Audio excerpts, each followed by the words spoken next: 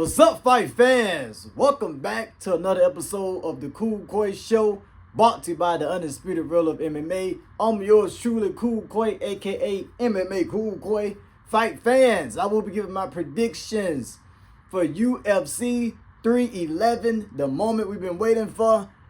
I'm still praying for LA. The fight supposed to happen in LA. It's been change of plans. The fight will be in Vegas now. And fight fans, I'm so excited. This fight card was able to stay together, and I'm so excited, fight fans, to give you my breakdowns and predictions for each fight. Fight fans, it's finally here, the first pay-per-view fight of the year 2025. And fight fans, I've been looking forward to this fight card, baby.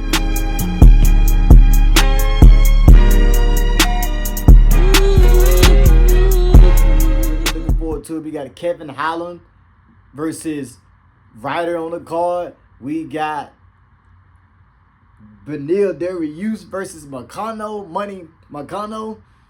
We got Jamal here versus Jiri Prochazka. You know, they got a little bad blood there. You know what I'm saying? We got the co-main event, Merab Dvalishvili versus Umar Nurmagomedov. And you know how them versus come to fight fans. We got Makhachev versus Arman, Tsarukyan, the rematch, fight fans. I'm so excited for that fight. So fight fans, let's get into it. I'm going to start with Jamal here versus Jiri Prochazka. I've been wanting to see this fight for a long time, fight fans. I'm not going to lie to you.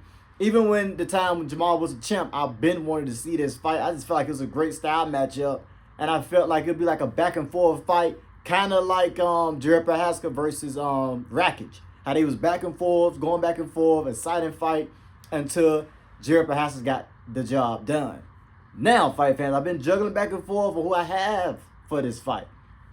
As you guys know, me and my man readyyyy, we was on the podcast talking about Jamal Hill's actions and how he's letting the fans and his Twitter and his social media get to his head, fight fans. You know, like, you know, he's becoming like the villain. He's becoming like a Colby Covington in the sport without the politics and all that. But Jamal Hill is becoming that villain with fans. Is booing them in the press conference now. The crowd and kind of enjoying this. They know who I am. They know exactly who I am. It's kind of like this, you know, this tasteful. Like my man readyyyy said, the way he's like coming about things. You know, he was hyping the Alex Pereira fight up because people thought that Alex Pereira was going to smoke him. So that made Jamal Hill a little mad, put a little fire up his anus. He was mad, like, yeah, I'm going to get him. I think Alex can beat me. I'm the real champ. I vacated my belt. He got injured playing basketball, a whole nother sport.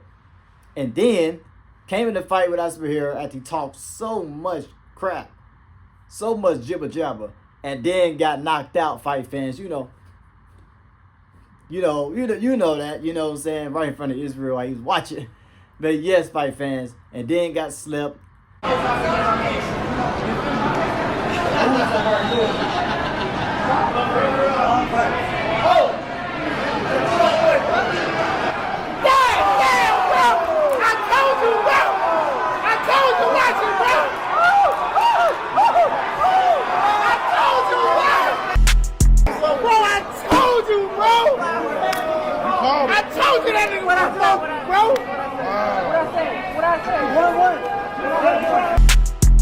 He's smiling and stuff? Nah, we good. What did he do though? Nah, he's standing, bro. He ain't even standing.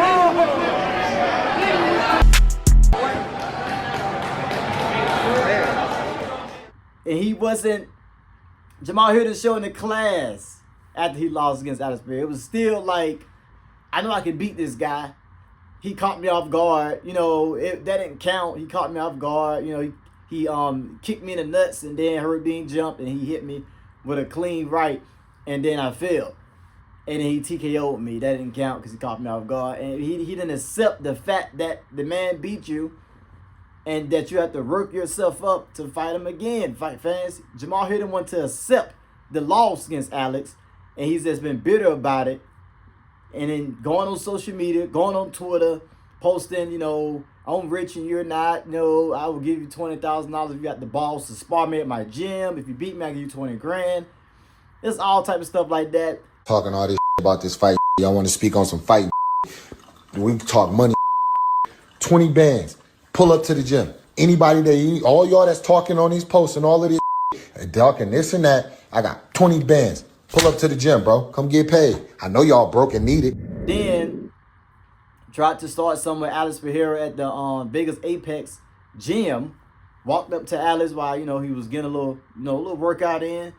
Alex said, take off the gloves and go in the cage. And Jamal Hill said, no, I only fight in the cage. I only fight if I'm getting paid for it. And then backed off like that. So he been his feelings about that loss. He just won't let that one loss go.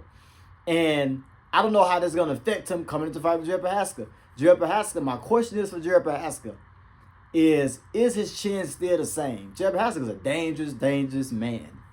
That's a dangerous man. I call him Tony Ferguson's big brother. Like he's another version of Tony Ferguson. And one thing I love about Jiri Prochazka, like I loved about Tony Ferguson, when Tony Ferguson in his heydays, and we thought, oh, Tony is the guy to beat Habib of Nurmagomedov. You remember that? That's how I looked at Jiri Prochazka. Like he's gonna be a champ. He's a dangerous man. His style is awkward. We never seen that type of style in light heavyweight. The way he's able to move and throw spinning back fists. Even Dominic Reyes got timid. Dominic Reyes, when he fought Prochazka, Reyes almost had Prochazka out of there. And he couldn't even get the man out of there. And then he got KO'd. And I know that Glover Teixeira had that in his head too. Like, God, this man might be invincible in Jiri Prochazka. And all that changed when Jiri Prochazka fought Alex Pereira. Prochazka is very doable. He fought Rakic. He's shown again he's very doable. He can take a shot, he give a shot.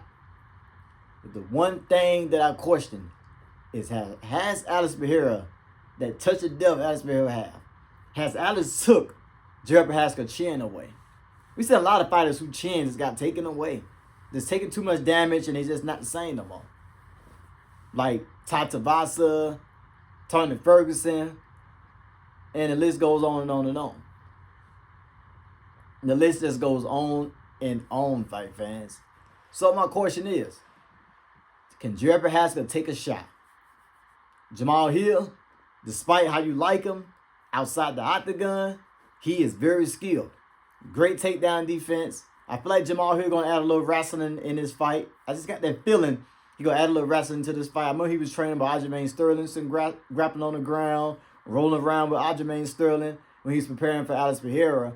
So I feel like Jamal Hill is going to add in the clinch, push Jiri Prochazka against the cage, do a little dirty boxing, knees to the body, try to take some of that win out of Jiri Prochazka in that first round, and then kind of have Jiri Prochazka guessing. And I kind of feel like Jiri Prochazka will leave himself open. Jiri Prochazka, one thing I like about him is that he leave himself open too much. And Jamal Hill, they don't call him Sweet Dreams for a reason. He punch hard, fight fans. He punch hard, okay?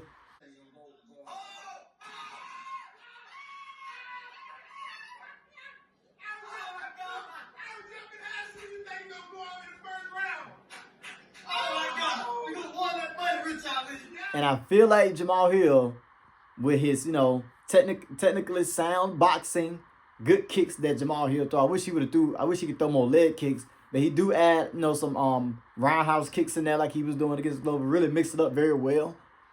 With his good boxing and his volume, I feel like he gonna throw a lead left, right, and knock Jiri Prochazka out in that exchange. Because Jiri Prochazka leave his hands down too much. He was making some stupid decisions when he fought Alex Pereira. Alex Pereira was popping punches to the body, killing the legs that Jiri Prochazka never checked. That'll be something good that Jamal Hill can bring in this fight. And also for Jiri Prochazka to bring in this fight, throwing leg kicks at Jamal Hill, because Jamal Hill don't check the leg kicks very well as well. So, yes, I gave you my pick. I got Jamal Hill, Sweet Dreams winning. Jamal Hill, don't let me down, man. Don't let a brother down, okay? Don't let me down, because I've been 50-50 with this fight. But I feel like Jamal Hill is going to win this one. I think with the fans booing him in the press conference, all this stuff going on, him losing to Alex, I think this motivated him even more to get out the gun, sharpen up his skills, and to get this job done. I can't go for Jiri Prochazka, leave himself too open, and this is 3 rounds. And I feel like 3 rounds benefit Jamal Hill. Not to say that Jamal Hill got bad cardio or anything like that. He showed that he can go. He can go 10 rounds, 20 rounds. You know, we seen that. But I just feel like Prochazka need time to warm up, to kind of get in the groove, especially with this time off and getting KO'd by Alex. He need to kind of get in the groove, kind of feel the fight, kind of feel the power, you know, feel who he dealing with, to be able to gain that momentum to then get into the fight and win, like he did with Rakic. You know, Rakic had him hurt, he had him hurt, and he built it up, had Rakic hurt in the third, and then finished him. So I think it got to be like that for Prochazka. But no, this is the type of fight where I won't be surprised of the outcome. I won't be surprised if it's a knockout in the first round. I won't be surprised if it's a submission. I won't be surprised if it's like a TKO through ground and pound between these two fighters. This is the fight that you can't go wrong. It's like a pick'em fight, and that's why we love this sport and these type of matchups, because you just never know what could happen. But I got sweet dreams here. Don't let me down, brother. Don't let me down. Woo! Fight fans, I'm so excited for this fight card. Fight fans, yes. This is what we live for, baby. We got 2 championship fights on the same card. Yes. Can't wait for these fight reaction videos. Can't wait. And fight fans, moving into the cold main event. Fight fans, we got Umar Nurmagomedov. And when you hear that Nurmagomedov, you know what time it is, baby. You know what time it is. You know what time it is. The Nurmagomedovs come out at night. They come out at night. You know what I'm saying? They come out. You know what I'm saying? Grappling. Give me a hug. That's all they do. But Umar Nurmagomedov versus Merab Dvalishvili. I don't like that big head Merab Dvalishvili, so Umar, do your job. And I got Umar winning this fight, not because I don't like Umar, and not because I don't like Merab and he beat my man Tsarukyan O'Malley. If you seen that fight reaction video, we was so upset about that. But I'm going for Umar because the game plan he used against Sean O'Malley is not going to work in this fight. Don't matter how many times Merab shoot for takedowns, Umar wrestling is either better than Merab's or they're equally just as good when it comes to the wrestling and the grappling aspect. And that's just facts. Okay? Umar really impressed me when he fought Corey Sandhagen. Going into that fight, I'm not going to lie, I had Corey Sandhagen winning. Mainly because I felt like Sandhagen can block the takedowns. He's a long-range fighter. But Umar proved me wrong. Didn't shoot any takedowns. He shot takedowns, but it was like in the 3rd, 4th, 5th round. He was mainly striking in the earlier rounds, showing his striking. Like, I have striking. I can threaten you in the striking, as well as I can threaten you if I wanted to wrestle you and ragdoll you. And that's exactly what Umar did. And I just see Merab striking is trash. We know that. You know, he be doing all this, doing that, just swinging, winging, wild punches just so he can set a takedown. I mean, the guy got cardio for days. But that's not going to work when you're fighting a fighter like Umar, who got really good distance, really good kicks, and really good grappling, who don't fear you when it comes to grappling, because that's all they do is grapple in the cold, on top of mountains, with bears, with grizzly bears. You know what I'm saying? They wrestle with them all. Baby bears, they brother bears, all that. You know what I'm saying? So they're not worried about the grappling. They not worried about it. You think Umar care about Merab doing this? He can give 2 shits about Merab doing all this crazy stuff. He don't care. That's the thing. Umar is gonna beat him. He's gonna be the new champ. I don't see Merab getting it done. I see Umar stuffing the takedowns, reversing Merab on the ground. Umar has the better striking coming to this fight. Like, he got some good kicks, he got some good jabs. Merab doesn't have that. If Merab can get the takedowns, then what Merab is gonna do? What is he gonna do? We seen Tsarukyan O'Malley throw the front kick, kept the distance through the front kick, and could have had Merab out of there in the 5th round. I don't know why Sean O'Malley didn't go for the kill. But all the fighters that Merab fought had him in some type of trouble. Marlon Moraes had him in trouble. You guys remember that? In Vegas, they fought. And I noticed that Marlon Moraes let him off the hook. Went for the kill, don't get me wrong, but just couldn't figure out that finishing sequence to get Merab out of there. Even Ricky Simone had him hurt. Good scrambles on the ground. Had him hurt. But just couldn't get Merab out of there. He's a tough cookie. He's a tough cookie. He don't got, that big head for nothing. He's a Russian himself. But I feel like Merab has met the wrong one, fight fans. He met the wrong one in Umar, who's gonna make him pay for any mistakes he made. Whether it be a submission or if you have him hurt by TKO. And one thing I can expect about the Nurmagomedovs in that crew when it comes to Islam, Habibi, all those fighters, all those Russians, Bilal Muhammad, is that they really, really cherish this game of MMA and they put in that work day in and day out when it comes to this game of MMA and being a champion, being the best. They represent that, fight fans. They represent that. It's no fun and games. It's no let's go bowling, let's go skating. Oh, like my man Rich Ali said, there's no strip club in Russia. You know what I'm saying? Nobody ain't twerking in Russia, no clubs. It ain't no Onyx in Russia. It ain't no Magic City in Russia.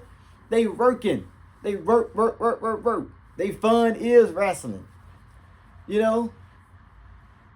fun is wrestling. They fun is wrestling with bears. Their fun is running the mountains, hugging each other because it's so cold in Russia. That's all they do, and I can respect that. And that discipline is just out of this world, fight fans. Out of this world. And I just feel like Umar's going to get it done, man. Umar's going to get it done. I got him getting it done by TKO, actually. I had him by decision, but I got him by TKO, I'd say, in the third round. Third round TKO. I think that Merab's going to try to shoot. It's going to be a scramble, and then Umar's going to land a knee.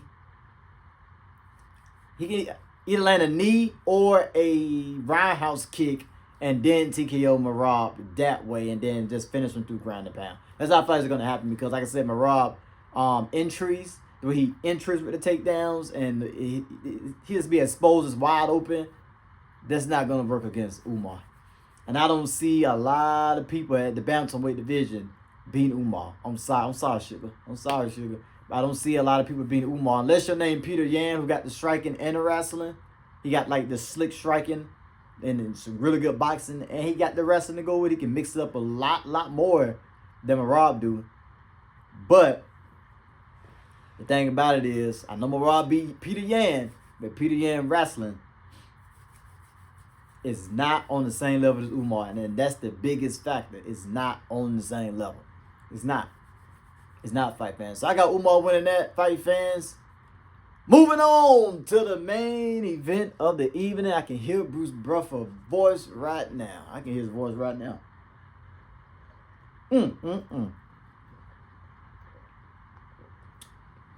Yes, man. Moving on to the main event. Islam Makhachev versus Arman Tsarukyan. Let me tell y'all something, fight fan. We got the Russians on this card, man. We got Islam's little cousin Umar winning the fight. And let me tell you something. When I seen that stare down of Islam and Tsarukyan at the press conference, Tsarukyan had that killer look in his eyes, man. Yeah.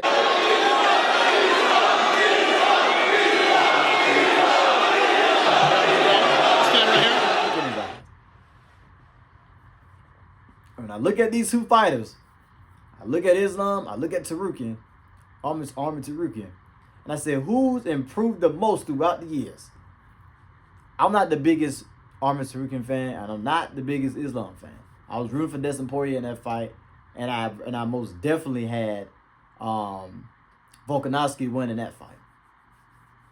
But I feel like, other than Volkanovski, this is going to be Islam's toughest match. Now, when they first fought, Arman Tsarukyan was just 22 years old, a young kid debuting the UFC. He lost. Okay. He got some time to improve, understandable. But fight fans, Tsarukyan has improved, been on a winning streak, just beat Charles Oliveira. He showed he has some heart, got out the choke. My only problem on Tsarukyan with me picking him is that I don't see him beating Islam by decision, but I don't see him finishing Islam. It can happen. You know what I'm saying? This is my little sport. Anything can happen. But I'm not going to pick that to happen. If you get what I'm saying, I won't put my money down on Arman Tsarukyan to finish Islam. But I don't see him winning either of those ways. And even if the fight close, they still gonna give it to Islam. I feel like they still gonna give it to Islam. They want to see Islam, you know, fight Tapira in a super fight. They want to see Islam move up the welterweight and fight, you know, either that be if Bilal keep the belt or, you know, Shakarat beat him. They want to see that. They want to see it, fight fans. So they're not gonna give Tsarukyan a fight, even if it is close. I can see Tsarukyan winning 3 rounds to 2 rounds against Islam, and they still give it to Islam. I can see it. I can see it. I can see it. But I do feel like this fight is gonna be a dog fight, and I won't be surprised if Arman Tsarukyan get it done. But I'm have to go with Makhachev. He's like the most. He's the most well-rounded lightweight we've seen in a minute. Other than Charles Oliveira, I say. Other than Charles Oliveira, he is the most well-rounded fighter we've seen other than Charles. You see what I'm saying? I just feel like Islam is bigger than Arman Tsarukyan. That's why Islam be talking about going to welterweight. So I feel like they're wrestling when they get in the clinch. That's where Islam do his best work. And that's what he did his best work with when he fought both. With the knees and the clinch, you know what I'm saying? The knee to the head and the clinch. The body shots, you know, all those things. The high kick. I think he got more weapons in his stand-up than Arman Tsarukyan does. I feel like Islam got more weapons. With the high kicks, the leg kicks, the body kicks. You know, when they get in the clinch, I feel like he's stronger in the clinch when it comes to the wrestling. I can't see Arman Tsarukyan bullying Islam in a fight when it comes to the wrestling. I feel like Islam have that advantage. And also the submission threat too. So I feel like he have all of that. You know what I'm saying? I don't see Islam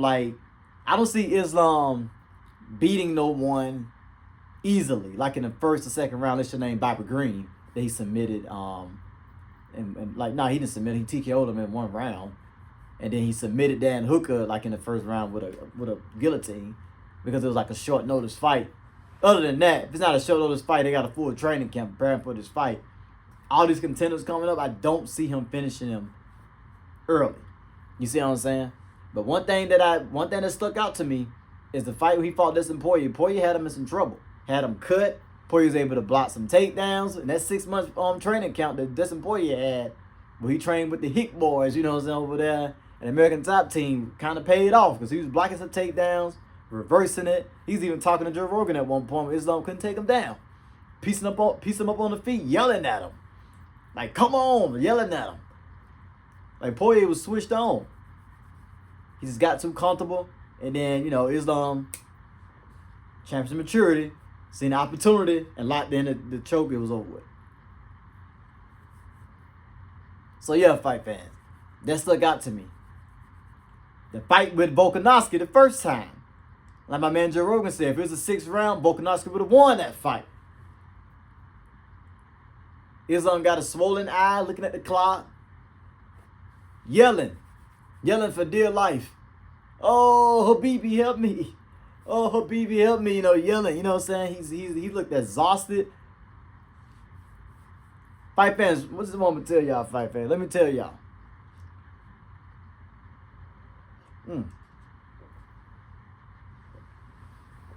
Fight fan. Listen here. One thing I noticed about Islam is that when you match his energy, prime example, Volkanovski, the first fight. When you match his energy in the fight, when you can stuff Islam takedowns, when you pressuring Islam in the striking and you get the best of him in the striking, you're able to reverse his takedown, you're able to block his takedowns offensively. It frustrates Islam. It frustrates Islam. And then he started looking to see what Habib at, so he can play no touch but tag teams. So he can tag Habib in the octagon to help him. Or looking at the clock. That's what happens when you match Islam Makhachev energy in fights, and I seen that with Volt, and I seen it with this boy. Yeah, he looked at gas. He was face glassed open. You know what I'm saying? That fighter went to the decision if he didn't lock in a choke. So yes, I noticed that, and I guarantee you that Arman Tsarukyan, the biggest fight of his life, to get gold, to make a name for himself in the sport, who said in the interview, the press conference, I took Islam lightly when I first came to the sport at 22. I thought I was that guy. But now I made a lot of improvement. I have disciplined myself, and I'm ready. I guarantee he's going to make it a dog fight. He will match Islam Makhachev energy when it comes to this fight. So I hope Islam ready for a dog fight, because it's going to be a long night, fight fans. It's going to be a long night. But I'm going to go with Islam. Don't think he should be a minus 270 though. That's insane. That's insane. Arman Tsarukyan should not be a huge underdog like that coming into this fight. It's closer than what people think.